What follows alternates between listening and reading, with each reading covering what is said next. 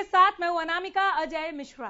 खेलों के महाकुंभ यानी टोक्यो ओलंपिक 2020 का आगाज हो चुका, लेकिन इस वक्त दुनिया की निगाहें आज होने वाली ओपनिंग सेरेमनी पर टिकी हुई हैं, क्योंकि कोरोना महामारी के बीच टोक्यो ओलंपिक की ओपनिंग सेरेमनी बेहद सामान्य रखा गया है। भारत की तरफ से टोक्यो ओलंपिक की ओपनिंग सेरेमनी में सिर्फ 18 ही खिलाड़ी रहेंगे। खेलों का उद्घाटन समारोह सामान्य होने के बावजूद खिलाड़ियों और खेल प्रेमियों में गजब का उत्साह देखा जा रहा है। 119 सदस्यों के भारतीय दल में हरियाणा से सबसे ज्यादा 31 खिलाड़ी शामिल हैं, जिन पर प्रदेश के साथ साथ पूरे देश की उम्मीदें टिकी हुई हैं। रिपोर्ट देखिए।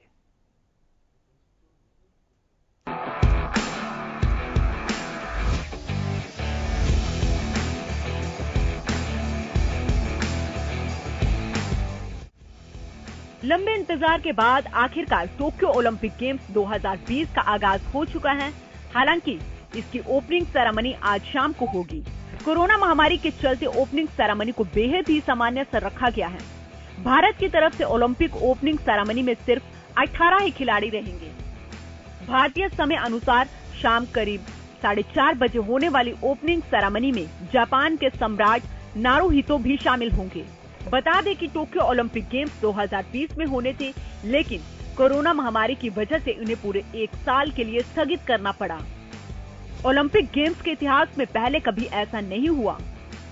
ओलंपिक गेम्स में भारत के बस 18 ही एथलीट शामिल होंगे।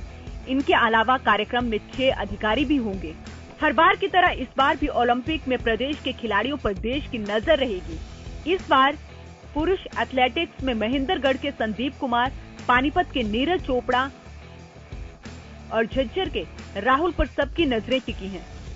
इसी तरह पुरुष बॉक्सिंग में भिवानी के विकास कृष्ण और मनीष कौशिक, रोहतक के अमित पंघाल के साथ साथ महिला बॉक्सिंग में भिवानी की पूजा रानी से मेडल की उम्मीदें हैं। उधर पुरुष हॉकी में भी प्रदेश के लालों पर जिम्मेदारी होगी, जिनमें कुरुक्षेत्र के सुरेंद्र कुमार और सोनीपत के सुमित पर बड़ी जिम्मेदारी होगी। इसी तरह महिला हॉकी टीम में शामिल प्रदेश की बेटियों पर भी पूरा हरियाणा गर्व कर रहा है, जिनमें हिसार की सविता, उदिता और शर्मिला हैं। इसी तरह सोनीपत की नेहा, मोनिका, निशा और कुरुक्षेत्र की रानी रामपाल, नवनीत कौर और नवजोत कौर शामिल हैं। कुश्ती के मुकाबले में भी प्रदेश के खिलाड़ियों ने दम दिखाते हुए टोक्यो ओलंपिक के लिए टिकट हासिल की है, जिनमें पुरुष कुश्ती में झज्जर के दीपक पूनिया, सोनीपत के रवि कुमार, रोहतक के सुमित और झज्जर के बजरंग पूनिया शामिल हैं। इसी तरह महिला कुश्ती में भी प्रदेश की बेटियां ओलंपिक में अपने प्रतिद्वंदियों को धोबी पछाड़ देती हुए नजर आएंगी, जिनमें चरखी दादरी से विनेश फोगाट, सोनीपत से सोनम, रोहतक से सीमा और जींद से अंशु मलिक शामिल हैं। उधर निशानेबाजी के मुकाबले में प्रदेश के खिलाड़ी सबकी आंखों का तारा बने हुए हैं, जिनमें पुरुष निशानेबाजों में पलवल के अभिषेक वर्मा, यमुनानगर के संजीव राजपूत और महिला निशानेबाजों में झज्जर से मनु भाकर और पंचकुला से यशस्विनी देसवाल हैं। राष्ट्रमंडल खेलों में भारत और भारतीय खिलाड़ियों का शानदार प्रदर्शन रहा है, लेकिन अब तक के ओलंपिक खेलों में भारतीय खिलाड़ियों का प्रदर्शन इतना शानदार नहीं रहा है। लेकिन टोक्यो ओलंपिक से सिर्फ हरियाणा प्रदेश ही नहीं, बल्कि पूरा देश खिलाड़ियों से शानदार प्रदर्शन और मेडल की उम्मीद लगाए हैं। Bureau report, Haryana news.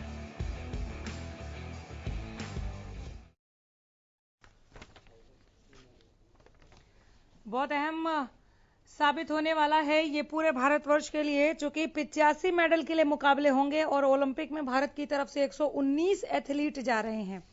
कई ऐसे चेहरे, कई ऐसे नाम जिनसे उम्मीदें बहुत ज्यादा हैं गोल्ड मेडल को लेकर। बजरंग पूनिया, विनेश फोगाट, मीराबाई चानू, दीपिका कुमारी, पीवी सिंधु, अमित पंघाल और नीरज चोपड़ा उन्हीं नामों में से एक है। इस बार थोड़ा सा नया रहेगा इस टोक्यो ओलंपिक में। एक तो ये कोरोना काल में हो रहा है, ये नयापन होगा। तो आज जो ओपनिंग सेरेमनी है वो भी बहुत सादे ढंग से, पहले की तरह उसमें चमक वैसे रंग नहीं नजर आएंगे, लेकिन बहुत सादे ढंग से होगा। लेकिन जो नयापन जिसका जिक्र मैं कर रही हूं, हम कर रहे हैं, वो ये कि मेडिसिन साइकिलिंग, बेसबॉल और सॉफ्ट बॉल की ओलंपिक में वापसी होगी। तो इन खेलों में भी कौन से खिलाड़ी मेडल लेकर जाने में कामयाब रहते हैं, इस पर भी हम बात करेंगे। तो खेलों के महाकुंभ के बारे में हम बता रहे हैं आपको। टोक्यो ओलंपिक 2020, 205 देशों के खिलाड़ी, 11,000 एथलीट दम दिखाएंगे और 85 मेडल है।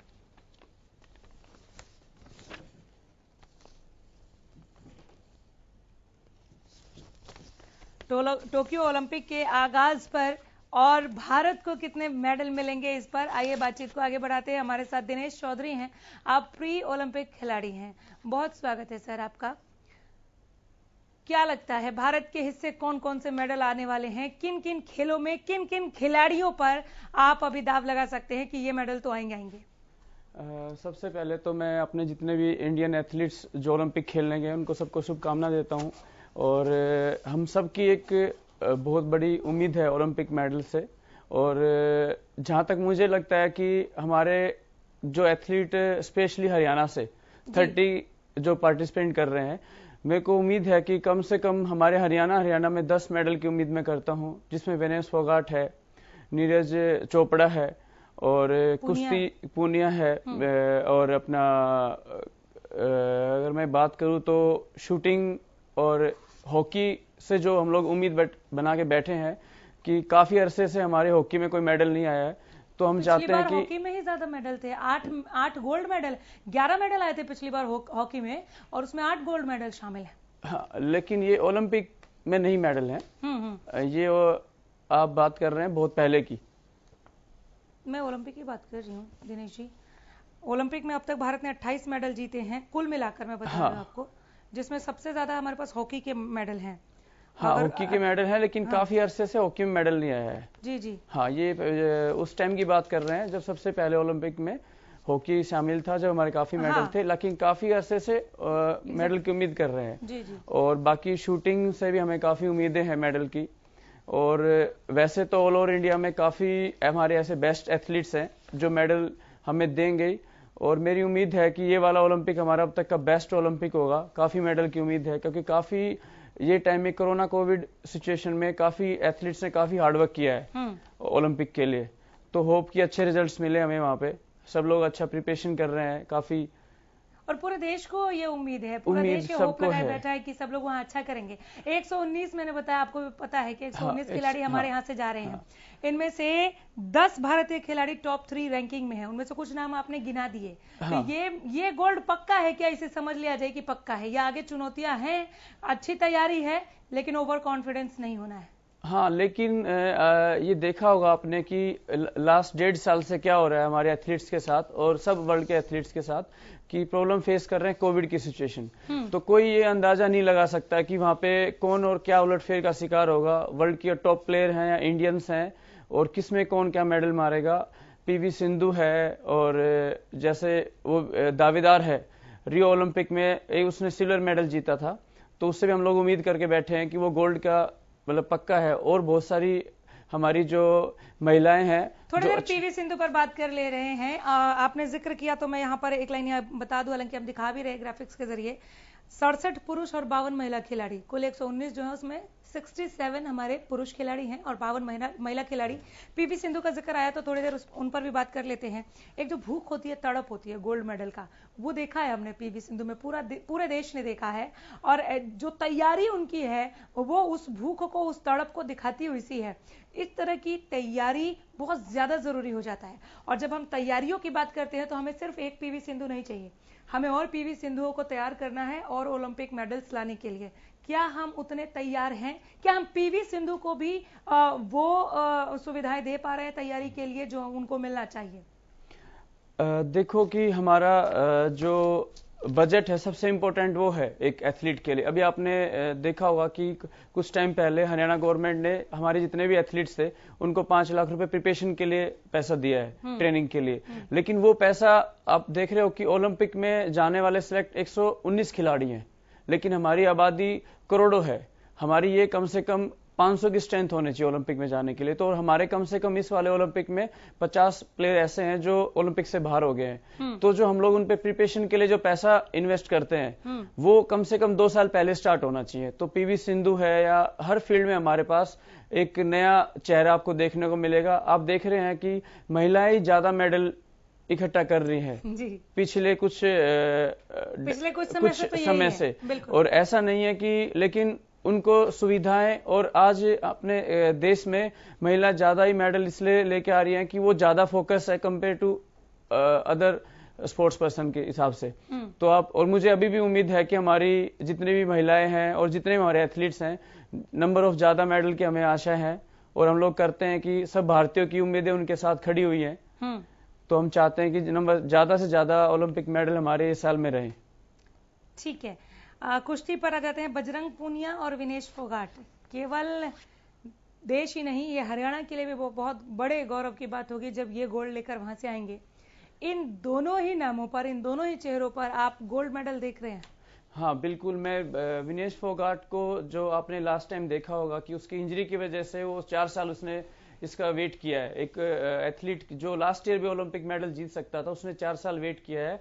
और बजरंग पूनिया, मैं इनको बहुत अच्छे से जानता हूं। ये वो एक हमारे चेहरे हैं हरियाणा के या देश के, जो अपने लिए, अपने मेडल के लिए इन्होंने सब कुछ सेक्रीफाइस किया हुआ है अपने सब चीजों के लिए। फैमिली या आप देख रहे हो कि ये मीडिया कवरेज से भी थोड़ा दूर रहते हैं। और इनके टारगेट, मतलब ये कम से कम 2 साल से वेट कर रहे हैं ओलंपिक का मेडल को जीतने का। और इनका टारगेट सिर्फ सिल्वर नहीं है, सिर्फ गोल्ड है। और ये सिर्फ गोल्ड ही लेके आएंगे। ये 119 नाम जो उतरेंगे टोक्यो ओलंपिक के लिए, ये सभी गोल्ड के लिए उतरेंगे। लेकिन हम इनमें से टॉप 10 की बात इसलिए कर रहे हैं क्योंकि हमने देखा है सभी को मेहनत करते हुए, लेकिन मेहनत से भी एक कदम आगे बढ़ के जो तड़प, जो ललक होती है उस गोल्ड के लिए कि वो देश की झोली में लाकर डालना है, वो उन 10 नामों में दिखा है जिसका हम बार बार जिक्र कर रहे हैं। हमने बात की पीवी सिंधु जो बैडमिंटन के लिए गोल्ड की दावेदार है भारत की तरफ से, बजरंग पूनिया, विनेश फोगाट कुश्ती के लिए, दीपिका कुमारी एक बड़े सितारे के रूप में उभर रही है तीरंदाजी में। दीपिका कुमारी का जो कल स्टार्टिंग में सबसे पहला भारतीय मैच दीपिका कुमारी का है आर्चरी से, जो आपको देखने को मिलेगा। और एक आपने देखा होगा कि नीरज चोपड़ा जेवलिन, जो एक उभरता हुआ सितारा है जिसकी काफी अच्छी अचीवमेंट है। एक अलग ही अचीवमेंट उसने दिया है देश को एथलीट में। अब तक हमारे पास जेवलिंग में कोई इतना अच्छा अचीवमेंट्स नहीं रहा है जो नीरज चोपड़ा ने दिया है। और अब नीरज चोपड़ा ने इतना अच्छा अचीवमेंट यहाँ पर देश को लाकर देश की झोली में डाला है कि ओलंपिक के लिए उम्मीदें बढ़ गई हैं। अब जब भी भारत में जेवलिन थ्रो का जिक्र होगा तो नीरज चोपड़ा का जिक्र जी जी जी, सही बात। दीपिका कुमारी के लिए क्या कहेंगे? मेडल आ रहा है दीपिका कुमारी से। आपको लगता है कि दीपिका कुमारी की हमसे बहुत ज्यादा उम्मीदें हैं? क्योंकि लास्ट ईयर भी उनसे थोड़ा सा थोड़ा सा चूक की वजह से वो कोरियन खिलाड़ी से हार गई थी। और वो इस साल हमारे, मैं बोल रहा हूं ना कि जो हमारे प्लेयर लास्ट ईयर सेमीफाइनल में, क्वार्टर फाइनल में जो ओलंपिक से बाहर हुए हैं, वो भूख प्यासे हैं, मतलब कि हमें मेडल चाहिए ये कंट्री के लिए, और होप लगाए बैठे हुए हैं। तो दीपिका कुमारी भी उनमें एक वो सितारा है जो आर्चरी को और वर्ल्ड लेवल पे इंडिया को प्रेजेंट कर रही है कि। और आपने देखा होगा दीपिका कुमारी एक मिडिल क्लास फैमिली से उन्हें जाके एक अचीवमेंट दिया है। तो ये हमारे लिए, हमारे सब एथलीट्स के लिए, हमारे इंडिया के लिए काफी प्राउड फीलिंग है कि आप इतना कुछ एथलीट्स कर रहे हैं। कम फैसिलिटी और ज्यादा गौरवान्वित होती है, सीना ज्यादा चौड़ा होता है जब कोई नीचे से उठ के आता है, सुविधाओं के अभाव में आता है। हाँ। न पारिवारिक, न सामाजिक और न ही प्रशासनिक सरकारी सुविधाएं उसको मिल रही हैं। हम रोजाना दिखा रहे सर तस्वीरें, हम दिखा रहे जहां पर खेल मैदान है भी वहां पे पानी यहाँ तक भरा हुआ है। जी जी, कमर तक पानी भरा हुआ है। कहाँ प्रैक्टिस करेंगे? टोक्यो ओलंपिक के लिए चयन हो गया, गांव में ढोल नगाड़े बज रहे हैं, लड्डू बांटे जा रहे हैं, लेकिन प्रैक्टिस के लिए जगह नहीं है। इन जिन खिलाड़ियों की हम बात कर रहे हैं, इन्हीं खिलाड़ियों के गाँव और इनके खेल मैदान का मैं जिक्र कर रही हूँ, उनमें से कईयों का। तो दीपिका कुमारी ने जो अचीव करके दिखाया है इतने कम सुविधाओं के बीच में भी, भारतीय इतिहास में एक उसने एक रोल मॉडल बनी है आर्चरी के लिए, जिसको फॉलो करते हैं सब लोग। एक आर्चरी में आज तक कुछ नहीं किया जो दीपिका कुमारी ने किया। मैं इसी पे आ रही थी कि ये एक मार्गदर्शन का काम है, कि ये मार्गदर्शक का काम कर रही हैं और लोगों को इनसे सीखना चाहिए, हमारे यूथ को सीखना चाहिए इन सभी नामों से। अब हम बात कर रहे थे तैयारी को लेकर, ठीक है, जिनके पास ट्रैक है, जिनके पास सुविधाएं हैं जहां वो प्रैक्टिस कर सकते हैं, उनके लिए ठीक है, लेकिन 119 जो जा रहे हैं इन सबके पास नहीं था। इन्होंने बहुत मुश्किल से तैयारियां की हैं। जो सुविधाएं हैं भी सर दिनेश जी, लॉकडाउन में वो चीजें बंद रही, अब खुली हैं धीरे धीरे। जब ओलंपिक का आगाज हो गया तो ये आपको लगता है कि लॉकडाउन की वजह से या कोरोना काल की वजह से भी प्रैक्टिस पर असर पड़ा होगा? बिल्कुल बिल्कुल, इतने खिलाड़ियां मेंटली डिस्टर्ब रहे हैं अपनी प्रैक्टिस को लेके, अपनी हेल्थ को लेके। और आपने देखा होगा कि ये कोविड की सिचुएशन से एक चारों तरफ एक ऐसा माहौल बना हुआ था कि किसी ने अपने फैमिली पर्सन खोए हैं। तो वो एक खिलाड़ी के लिए एक 4 साल से, और ये 4 साल का लॉन्ग टाइम नहीं है, एक खिलाड़ी कम से कम 8 साल या 10 साल से एक लगा रहता है मेडल को पाने के लिए। तो उन्होंने अपने फैमिली के पर्सन खोए हैं और ये सिचुएशन में, और सबसे बड़ा जो लॉस हुआ है कि मैं फिर से आपसे बोल रहा हूँ, कम से कम हमारे सिर्फ इसी रीजन से 50 एथलीट और जा सकते थे। लास्ट ईयर भी हमारे सेम एथलीट गए थे, तो हमारी उम्मीदें, हमारी तैयारियां उससे कहीं बेटर थी। लेकिन अभी देखो आपने, कम से कम 50 एथलीट कम रह चुके हैं हमारे। ये हमारे 200 के आसपास अगर एथलीट होते तो जो हमारी मेडल की जो लिस्ट है और बढ़ सकती थी।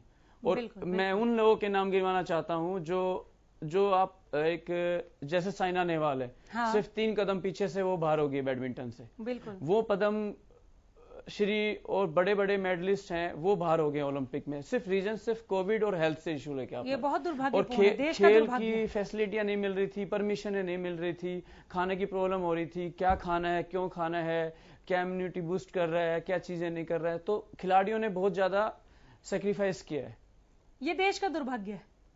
देश का दुर्भाग्य समझो, या फिर ये सिचुएशन है, कितना पेंडेमिक था कि पूरा वर्ल्ड, आप देखो कि 2020 में ओलंपिक होने वाला था, 21 में शिफ्ट हुआ है, और अभी भी 6 महीने पहले कितना डिफिकल्ट था जापान को इसको कंडक्ट करना और कमेटी को एग्री करना, और ये लास्ट सिचुएशन में जाके ओलंपिक का चलो ठीक है। और इसके शुरुआती दौर में भी हमने देखा है कि वहां पे भी 2-3 केस निकल गए, तो ये हो रहा था कि अब होगा भी कि नहीं होगा ओलंपिक। तो अब तो सच कोई खबर तो वहां से नहीं आ रही है ना सर? अब तो निश्चिंत रहे। अभी सब सेफ है, लेकिन फिर भी उन्होंने जो तैयारियां की हुई थी, टोक्यो ओलंपिक सुनने में आया था कि अब तक का बेस्ट उन्होंने इंफ्रास्ट्रक्चर रेडी किया हुआ है। वो 2 साल पहले उन्होंने अपना इंफ्रास्ट्रक्चर रेडी कर दिया था। जापान की पूरी टीम उसी प्रैक्टिस एरिया में प्रैक्टिस कर रही थी, जो कि और एथलीट इसका बेनिफिट नहीं ले सकते हैं। हमारे बहुत सारे एथलीट कम से कम 1 वीक पहले वहां चले गए हैं, सिर्फ इसीलिए क्योंकि वो लास्ट 6 मंथ से तैयारी में नहीं थे, तो उन्होंने उस इंफ्रास्ट्रक्चर का या ओलंपिक एरिया का बेनिफिट लिया ट्रेनिंग करके, और उनको वो बेनिफिट भी रहेगा मेडल में कहीं ना कहीं। 2 बॉक्सर्स पर भी बात करना चाहूंगी मैं। एक तो अमित पंघाल पर पहले बात कर लेते हैं। हाँ। अमित पंघाल, हाँ। बॉक्सिंग मतलब अमित पंघाल बॉक्सिंग, पहले विजेंद्र होते थे, अभी अमित पंघाल जी होते हैं, ला रहे हैं गोल्ड। यस, हाँ बिल्कुल। अपने एज के अपने वेट में उनसे एक बहुत बड़ी उम्मीद है। आप देखो कि वो भी एक सिंपल साधारण फैमिली से है। मैं फिर आपसे बोल रहा हूँ कि हमारे जितने भी स्पोर्ट्स पर्सन है, सिर्फ मिडिल क्लास फैमिली से हैं, जो कम फैसिलिटी में मेडल लेके आ रहे हैं। और हमारी इतनी ज्यादा पॉपुलेशन होने के साथ साथ हमारी फैसिलिटीज होने के पास, हमारे पास फैसिलिटी की कमी नहीं है, बस उनको सब के हाथों में नहीं दिया जाता। एक लिमिटेशन है कि आप ये अचीव करोगे तो आप यहाँ खेल सकते हो। आप डिस्ट्रिक्ट लेवल पे, स्टेट लेवल पे, जब जितने हमारे एथलीट डिस्ट्रिक्ट लेवल पे रेडी किए जाएंगे, उनको एक टारगेट दिया जाएगा, कुछ स्कॉलरशिप दिए जाएंगी, कुछ फंडिंग दिया जाएगा, कुछ इक्विपमेंट दिए जाएंगे, तो डेफिनेटली कि 24 और 28 ओलंपिक में हमारे बेटर रिजल्ट्स रहेंगे। हमारे पास बहुत अच्छा प्लेयर्स हैं इंडियन, काफी स्ट्रगल करते हैं। हरियाणा से सबसे ज्यादा जा रहे हैं प्लेयर्स। हाँ, हरियाणा से सबसे ज्यादा जा रहे हैं। रानी रामपाल का नाम चल रहा था, तो मैं आ गई इनके नाम पर। हॉकी का जिक्र हालांकि हमने शुरू में किया कि कुल मिलाकर अगर भारत के इतिहास में देखें हम कि कितने मेडल आए हैं, तो वो हॉकी में ही आए हैं। लेकिन हालिया जो खेल हुए हैं उसमें हम नहीं कमा पाए हैं। तो रानी रामपाल सरीखे वो नाम जो मेडल लाने का बूता रखते हैं। हाँ, रखते हैं। एक आपने कुछ टाइम से पहले आप देख रहे हो कि लास्ट एक नेहा गोयल करके हॉकी प्लेयर है, हाँ। उसने भी ये अपना स्ट्रगल लाइफ दिखा रखा है कि फादर और मदर फैक्ट्री में काम कर रहे हैं और बहनें ऐसा कर रही हैं, और वो एक 2000 रुपए का अर्न करके उन्होंने एक बेटी को अपना ओलंपिक के लिए रेडी किया जी। तो ये जो स्ट्रगल जो दिखा रहे हैं, ये हमारे डेफिनेटली इन लोगों में इतना जोश, इतना जुनून है कि हम लोग वहां से निकल के एक ओलंपिक में पार्टिसिपेट करके, और पार्टिसिपेट करना एक हर प्लेयर का एक टारगेट होता है ओलंपिक। और एक मैं चाहता हूं कि हर एक खिलाड़ी जो बनता है वो एक इंटरनेशनल मेडल उसका जरूर होना चाहिए किसी भी चैंपियनशिप में। और ओलंपिक में एक पार्टिसिपेट करने का मतलब है एक ड्रीम होता है हर खिलाड़ी का, और वहां मेडल लेके आना एक हमारे इंडिया के लिए एक इतना प्राउड होता है कि आप सब समझते हो कि एक इंडिया में मेडल लेके आने का मतलब कितना रिस्पेक्ट, कितना मीडिया कवरेज और कितना उस चीज को बढ़ावा दिया जाता है, उस स्पोर्ट्स को दिया जाता है। बिल्कुल बिल्कुल। हाँ, और मेरे को जहां तक लग रहा है हॉकी का जब अगर मैं बात करता हूं तो हॉकी मेरे को ऐसा लग रहा है कि जब से क्रिकेट थोड़ा ऊपर आया तो हॉकी थोड़ा डाउन जाना स्टार्ट हुआ है, लेकिन अभी लास्ट 10 ईयर से मैं देख रहा हूं कि अदर स्पोर्ट्स ऊपर निकलते जा रहे हैं, क्रिकेट को कंपेयर करते हुए ज्यादा रिजल्ट्स दे रहे हैं। जैसे जैसे मेडल्स की संख्या बढ़ेगी वैसे वैसे और ज्यादा ऊपर जाएंगे, और ऊपर जाएंगे। शायद इन खिलाड़ियों को फिर मौके भी मिलने लगे, खेलने की जगह भी मिलने लगे और सपोर्ट भी मिलने लगे, और ये बहुत ज्यादा जरूरी है। अगर हमें ऐसी पौध तैयार करनी है कि हम फोगाट बहनों के अलावा भी महिला कुश्ती में देखें किसी और को, हम मनु भाकर के अलावा भी शूटिंग में किसी की अगर बात करें, अगर हमें ये सब चीजें देखनी है तो ये पौध तैयार करने के लिए जरूरी है। यस, मेरा ये भी एक टॉपिक रहता है हमेशा कि जैसे अब हमारे ओलंपियन जो मेडल लेके आएंगे, आप देख रहे हो कि हमारी सरकार ने 6 करोड़ और 4 करोड़ और 2.5 करोड़ का एक सिल्वर, ब्रॉन्ज और गोल्ड के लिए एक टारगेट बनाया हुआ है खेल नीति और खेल नीति के लिए। उस नीति को मैं नहीं बदलना चाहता। अच्छा, एक स्पोर्ट्स पर्सन है, एफर्ट्स करता है, लेकिन मैं इस नीति में एक थोड़ा सा चेंजेस ये चाहता हूँ कि इस नीति में ये चेंजेस होना चाहिए कि एक खिलाड़ी को जॉब मिले, उसके साथ साथ उसे एक 2 एकड़ गवर्नमेंट जमीन दे और अपने जैसे एथलीट बनाने के लिए उसे पैसा लगाए, ना कि उसकी पॉकेट में 6 करोड़ रुपए दे। मैं चाहता हूं कि उसको 5 करोड़ का एक इंफ्रास्ट्रक्चर बनाया दिया जाए कि वहां से आप विनेश फोगाटे निकलें, वहां से आप बॉक्सर निकलें, वो उनके नाम पर भी उनके नाम से वहां पे एक जॉब से कहीं ज्यादा, एक पुलिस की जॉब से कहीं ज्यादा एक खिलाड़ी मैदान में ज्यादा काम कर पाएगा और एक एथलीट बना पाएगा। वो पुलिस में शायद कुछ नहीं कर पाएगा, जहां तक मेरा इंटरेस्ट है। आगे आप लोगों ने इन सुझावों को रखा? हाँ, और ये मेरा सबसे आप लोगों ने खेल मंत्री के आगे, आप भी एक प्री ओलंपिक खिलाड़ी हैं, हाँ, आप लोगों ने कभी भी इस तरह का सुझाव खेल मंत्री के आगे रखा? ऐसा नहीं है कि ऐसे लोग सुझाव नहीं रखते हैं, लेकिन जब एक खिलाड़ी गवर्नमेंट जॉब में शिफ्ट हो जाता है तो उसके ऊपर खिलाड़ी के साथ साथ गवर्नमेंट के बहुत सारे कामों का भी प्रेशर आ जाता है, तो वो कहीं ना कहीं इस चीज से सैक्रिफाइस कर लेता है कि चलो अब मैंने इतना खेला, इतना अचीवमेंट मिला, मुझे एक सरकार ने अच्छी नौकरी दी है तो मैं देश का इसमें भी सहारा करूं। वो हमेशा देश के लिए निछावर रहता है किसी भी तैयारी में, किसी भी फील्ड में। पर ये ऐसा भी हो सकता है सर, सुझाव तो सारे स्वागत किए जाने चाहिए और उन पर काम भी होना चाहिए, और ये बहुत अच्छी और बड़ी बात आपने कही है कि 6 करोड़ का पैकेज देने की बजाय वही एक ट्रैक उसी खिलाड़ी के नाम से अगर तैयार कर दिया जाए तो न जाने कितने और खिलाड़ी वहां से गोल्ड लाने के लिए तैयार हो जाएंगे। लेकिन ये सरकार का दायित्व है कि वो खिलाड़ियों के लिए ऐसी सुविधाएं उपलब्ध कराए, रिवॉर्ड उनको मिलना चाहिए जो अगर गोल्ड लेकर आ रहे हैं, जिनका जो देश का नाम पूरी दुनिया में रोशन कर रहे हैं, जो भारत के सिरमौर हैं, उनको रिवॉर्ड मिलना चाहिए। 5 करोड़ 6 करोड़ या जो भी खेल नीति के तहत उनको दिया जा रहा है।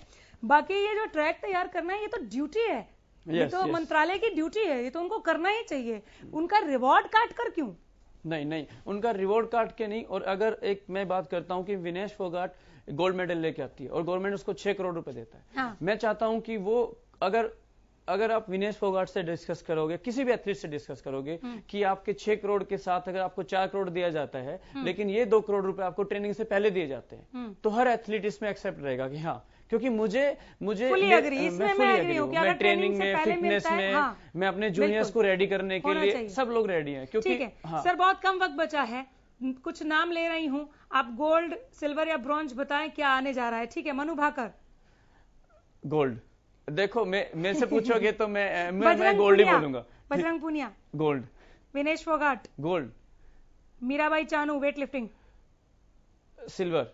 Deepika Kumari gold, definitely gold. PV Sindhu 100% gold. ये मैं भी बोलने वाली थी। अमित पंघाल गोल्ड। नीरज चोपड़ा गोल्ड। नीरज चोपड़ा का मैं बहुत बड़ा फैन हूँ। मैं इन सब की फैन हूँ, मैं इन सब की फैन हूँ। ये अमूमन लोग ऐसे समझते हैं कि क्रिकेट हर कोई देखता है, लेकिन इन खेलों को भी हम बार बार देखते हैं। बहुत शुक्रिया।